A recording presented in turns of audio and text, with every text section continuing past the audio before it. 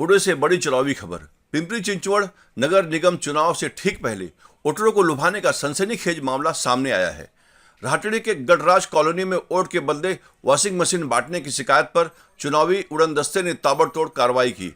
मौके से 19 वॉशिंग मशीनें जब्त की गई और कोलेवाड़ी पुलिस थाने में मामला दर्ज हुआ। चौंकाने वाली बात यह है कि प्रचार खत्म होने के बाद भी ऐसे हथकंडे अपनाए जा रहे हैं। सूत्रों के मुताबिक इलाके में चांदी के बर्तन बांटने की शिकायतें भी सामने आई हैं, जिनकी जांच जारी है। मतदान में अब कुछ ही घंटे बाकी हैं और प्रशासन ने साफ कर दिया है, वोटरों को लुभाने की किसी भी कोशिश पर सख्त कार्रवाई होगी।